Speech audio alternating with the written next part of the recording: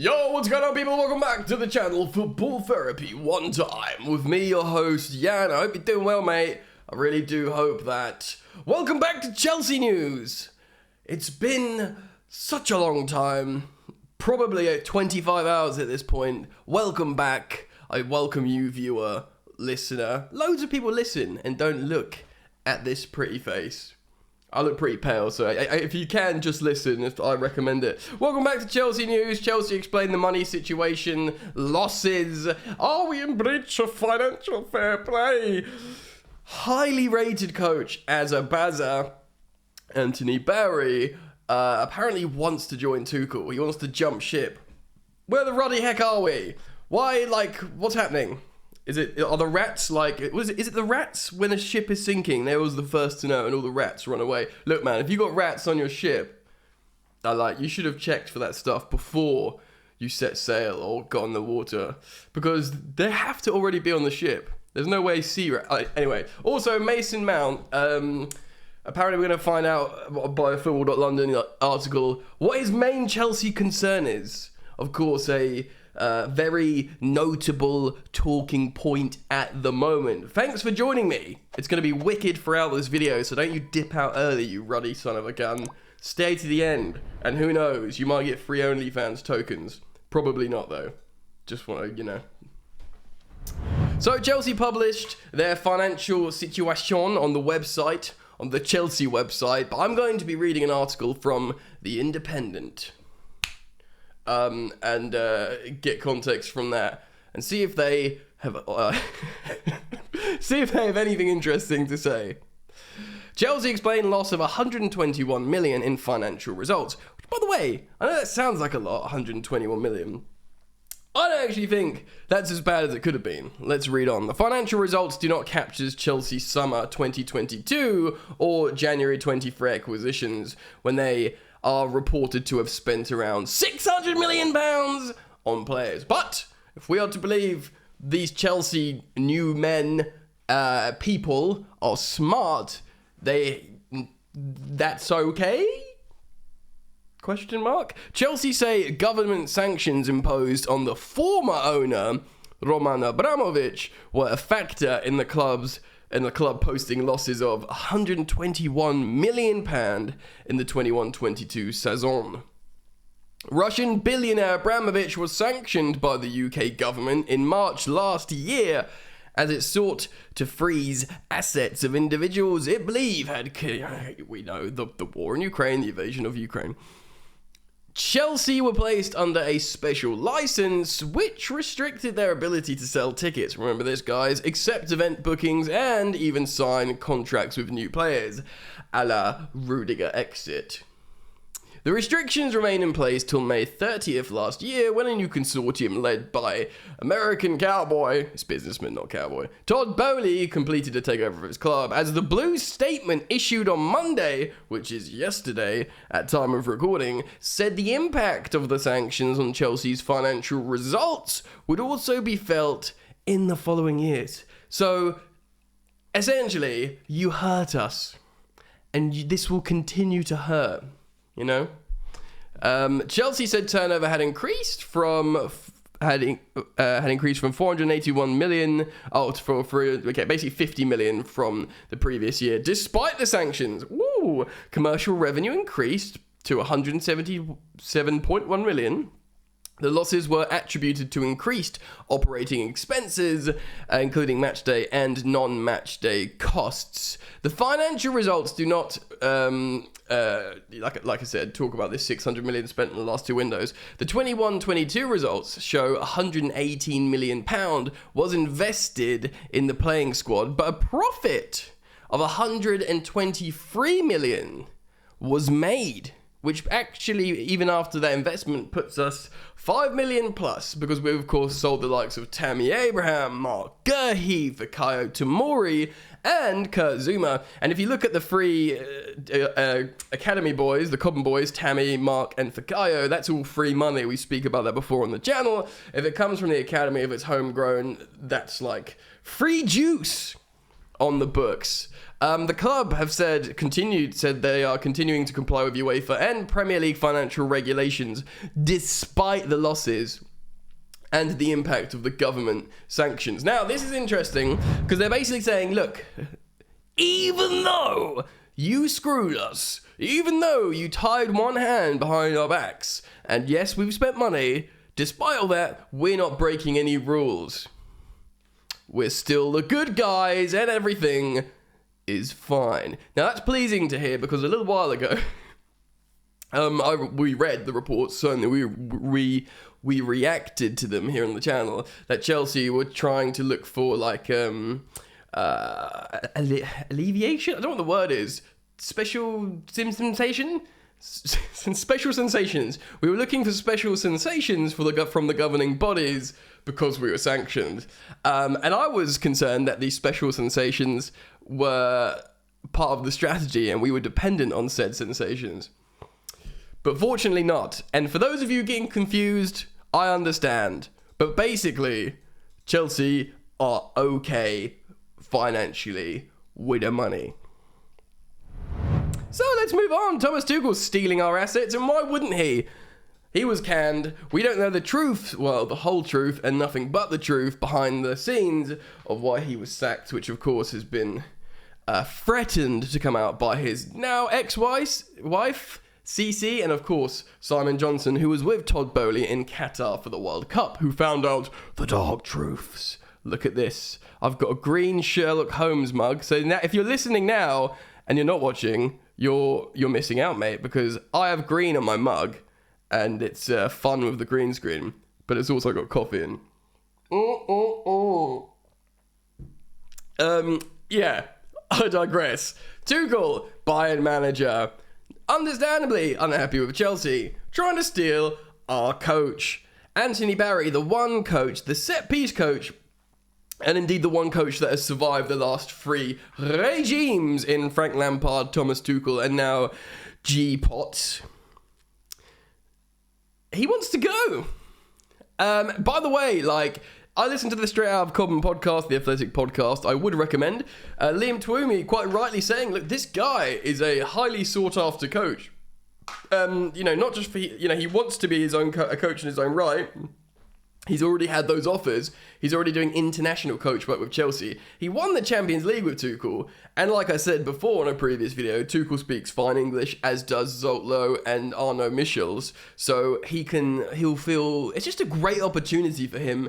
And Chelsea being such a crap show, if you excuse my French, it can seem alluring. I mean, it's a great opportunity for him to go and get some wonderful experience and, but at the same time, Chelsea is a great project. I keep hearing Chelsea is a great project. So why would you want to ditch said exciting project? Apologies, because I'm going to read an article from the Daily Mail. Chelsea highly rated coach Anthony Barry, quote, tells the club he wants to join Thomas Tuchel's backroom staff at Bayern Munich, with the two clubs discussing compensation payment. By the way, the story goes, Tuchel made that bombshell statement that they're trying to get Anthony Barry. Maybe he thought Bayern had already contacted Chelsea when they hadn't, so Chelsea were upset to hear that. Understandably, because it's not the way to communicate things. And then Bayern did approach them afterwards, but didn't offer them any compensation. So it's like, is that your girlfriend? Yeah. Yeah, I heard you, mate, on a press conference saying you want to take my girlfriend. Yeah, I do. And here I am. I'm about to say I had no compensation, but that's petering on dangerous territory and what that represents. Point being, it's not nice. Chelsea coach Anthony Barry has reportedly told the club that he wants to join Thomas Tuchel at Bayern Munich in a blow to the Premier League side. It is a blow. Tuchel confirmed during his unveiling as the new manager of Bayern that he would like to bring Barry with him to the German club. The German coach was appointed as Bayern's manager on Friday, of course, after the shock dismissal of Julian Nagelsmann. So Bild, German publication, have now reported that Barry has informed the Blues that he wants to follow Tuchel to Germany. It's a German newspaper, so they might be trying to just gas up Bayern, but to be honest, bro, like, yeah, do you know what I mean? Like I just said, it's a great opportunity. Yes, why, he doesn't really owe anything to Chelsea. He won the Champions League with Chelsea. He helped Frank out. So Barry was brought into the club under Frank Lampard, having previously worked as an assistant manager at Wigan, but I think even back then he was seen as a really, really, up-and-coming great coach. After Lampard's departure, the 36-year-old, who, by the way, looks 56, no offence, who am I to judge what someone looks like, but brother looks old, stayed at Stamford Bridge and worked under Tuchel, and Chelsea won the Champions League. Lovely stuff. He will remain at Stamford Bridge as part of Graham Potter's stuff. So he's like the one constant. He's like the Steve Holland. He's like the modern Steve Holland, when we kept, going through managers like Conte, Mourinho, and whoever else around the time. Steve Holland was always there. I'll be there. Look, you can read on. I don't want to give too much airtime to the Daily Mail, although I have been probably too much recently.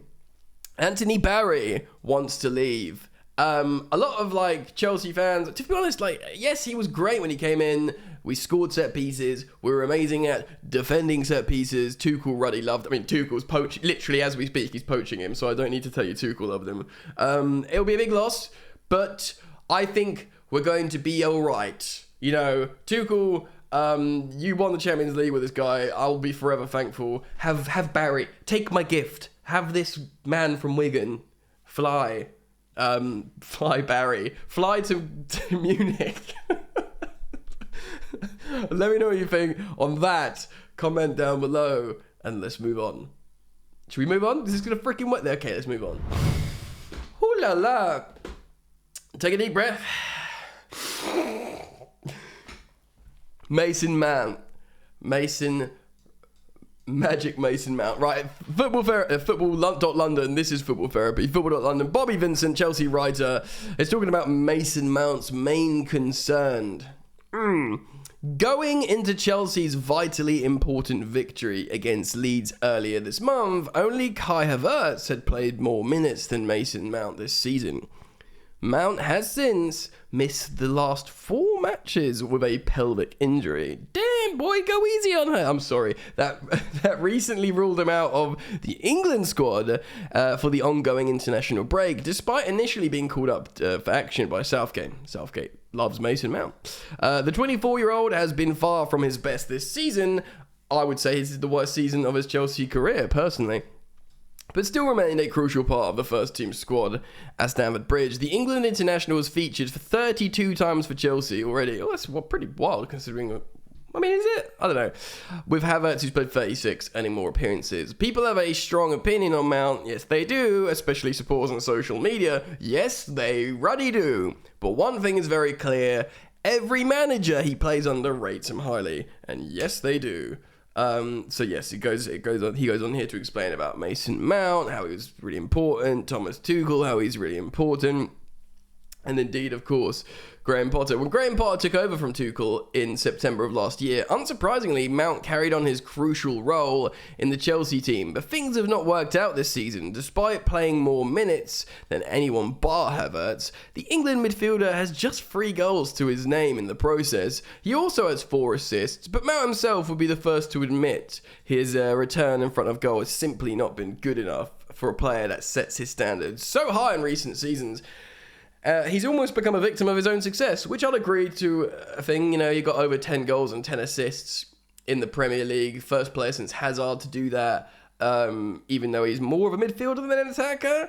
I think we put too much pressure on him because we play him in a front 3 and we don't score goals and assists, so we just judge everyone on goals and assists. The drama going on behind the scenes will not have helped Mount with his performances on the pitch. So this is to do with his contract. Okay, so Mount wants more money. And Chelsea want him tied down to a deal that will run 7 years, something the player is not so keen on, with less negotiation room in the future, should that be the case. Basically, it's his last big contract. They'll be like, that's it for you. Whereas perhaps some of the younger lads, like the 20-year-olds, your Bruyers, your Maduekes, who have signed like 7-8 year deals, they'll still be late 20s and they'll still have a big deal left in them. That won't be the case for Mason Mount, who's already 24, so it would take him to his early 30s. Yeah, and loads of clubs want Mason Mount. Liverpool are currently front runners for the England international signature, with the Reds doing the most groundwork, so the groundwork being done. But there is also keen interest from Manchester City and United. And Man United, are good now. The Chelsea midfielder's absence from the team in the past few games have actually coincided with the Blues winning 3 of those matches in that time. Potter has reverted back to a 3-4-2-1 formation, and it's brought out the best of the likes of Havertz, Felix, who have both been flourishing. Yeah, Havertz is a lot better recently. We've also seen Mudryk play perhaps his best game in a Chelsea shirt so far in a 3-1 win this month. And didn't he? Yes, he played as a striker. Yeah, the Ukraine international started the game as a number 9. Yeah, this is like tough, bro, because in this 3-4-2-1, you could play him in one of the players behind the striker again. But I don't know if he's that natural player. I think there's 2 things. He wants a little bit more money, but he also doesn't want to sign a long deal. So I think he's probably going to leave. He loves Chelsea, but ultimately he's a really ambitious guy, and he wants to be rewarded. People want to get paid, bro. I know that it's really easy to say otherwise. I don't think he wants like silly money, and I'm actually reliably informed that many of the reports are false in terms of the silly money, but I can't disclose that. So believe me if you want to, don't if you don't want to, but that's fine. But yeah, committing a long time, he still wants good money, man. And like, he looks, I don't think he wants like Raheem Sterling money, but he probably wants Reece James money. And he probably deserves that, man. But like Chelsea fans will look at Reece James as a fan favourite. A lot of them would be like, yeah, you stay. And many of them would just be like, if you had to keep one out of Reece James and Mason Mount, I think people would. It used to be Mason Mount, but now it's Reece James. But then again, Reece James is now like plagued with injury apparently, and Mason Mount is always available to play when you don't have those pelvic injuries. Anyway, let me know what you think. It's been a long video. Sorry if we dilly-dallied there, but I did want to reference this high-ranking article on Mason Mount, because that's what we do here on Chelsea News. Let me know what you think about the finances, the Anthony Barry poaching situation, and the Mason Mount contract. I'm going to wrap it up. It's a long one. Thanks for staying all the way to the end. No OnlyFans codes. Maybe next time. Take care of yourselves. Peace.